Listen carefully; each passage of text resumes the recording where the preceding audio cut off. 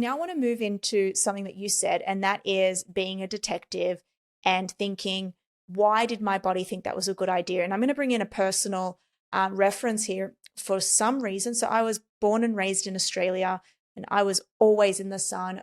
For some reason, Dan, I just did my blood work. I do it quite regularly. I overlooked vitamin D. I just got my blood work back a week ago. Vitamin D at 24. It's in this, it has a red dot next to it. It's like severely low. Funnily enough, I've spoken about it. I've done solo episodes on the podcast about it. I've written about it. And here I am walking around with a low vitamin D. And I'm very transparent on the podcast. I'm putting it out there. I've heard you say that it is ridiculous and it's nonsense to just go through and just supplement with 5,000 IU of vitamin D. Most people would, okay? It's basically like an equation. You just substitute, okay? Low vitamin D, let's input it. But you've said, hey, there's like, let's look at why. You said that maybe lead exposure could be lowering vitamin D. There's a handful of things that could lower it. And while you were talking, I was actually pulling up a study here. Yeah. That I'm pissed off by that, by the way. Like, I can't believe my vitamin D is so low. And I don't think it's got anything for me to do with the sun. You look like you're mad at me about it. I'm amazing. I'm so mad. I'm pissed off about this vitamin D right now. Okay? Well, now I'm going to go do a hair analysis to figure out actually why.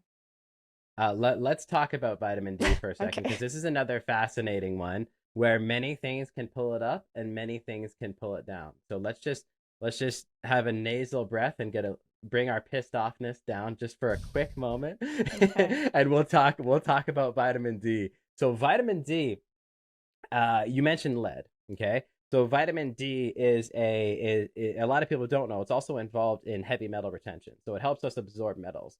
So when in the presence of lead, it's been demonstrated that our body will auto-regulate to lower vitamin D as a protective mechanism to not uptake more lead.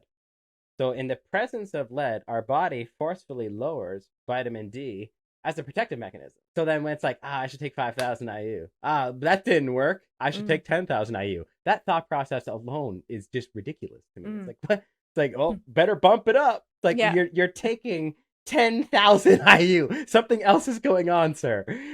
So that's one thing, right? So that can impact vitamin D. Vitamin D, though, it's also a negative acute phase reactant.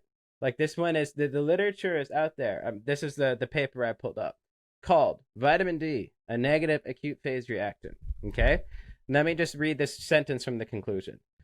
Serum vitamin D is a negative acute phase reactant, which has implications for acute chronic inflammatory diseases. Serum vitamin D is an unreliable biomarker of vitamin D status after acute inflammatory insult. Okay. Oh, One more time. Vitamin D is an unreliable biomarker of vitamin D after acute inflammatory insult. So it is a negative acute phase reactant. So this is something that reduces in the presence of inflammation. It reduces in the presence of lead. It's been demonstrated that it increases in the presence of boron. Okay. Glutathione. Glutathione plays a big role in vitamin D metabolism.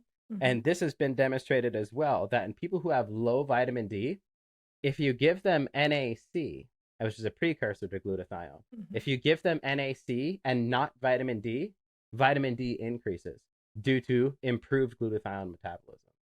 So glutathione actually enhances vitamin D in the absence of additional vitamin D supplementation.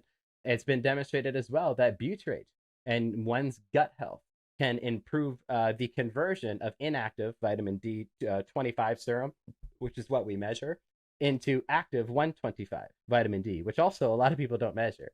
They just get inactive 25 and then act like that is the active 125 when it's actually not.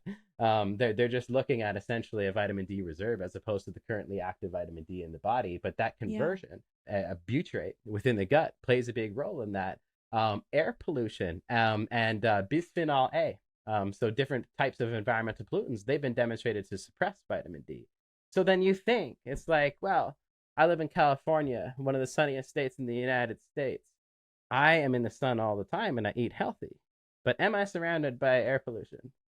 I probably am. I'm around millions of people constantly. Could that suppress vitamin D? Probably could. Could I also just have some form of inflammation? Could I have possibly have a plumbing system that is connected to some form of lead? Do I have any kind of glutathione issues at the moment? Magnesium, for the exact same purpose, it's involved in vitamin D metabolism. And again, magnesium supplementation in the absence of vitamin D has been demonstrated to increase vitamin D. So like we're like this is just me riffing here. That was like 6, 7, 8 things that can either pull vitamin D up or pull it down. It's not a stagnant marker. You're not looking at something and then just making a recipe book decision on whether you need more or less of it, because physiology is a portrait. Everything is connected to everything.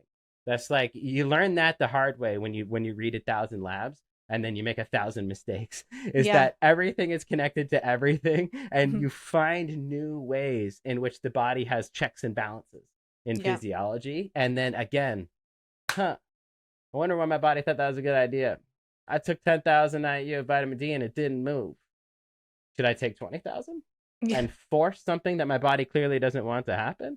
Or should I read some papers? You know, my moving forward now, I start reading literature at that point. I'm like, hey, something else is going on here that I haven't learned yet. Going back to what you said about the uptake of vitamin D, how it's suppressed, just say you do have lead in your system, okay? And then vitamin D is low because it doesn't want to reuptake that lead. What would happen then if you then were substituting and taking 10,000 IUs per day? That means it would just increase your lead, right? And reduce your health. Yeah, you're working against your body rather than with your body. You're forcing something that your body does not want to happen.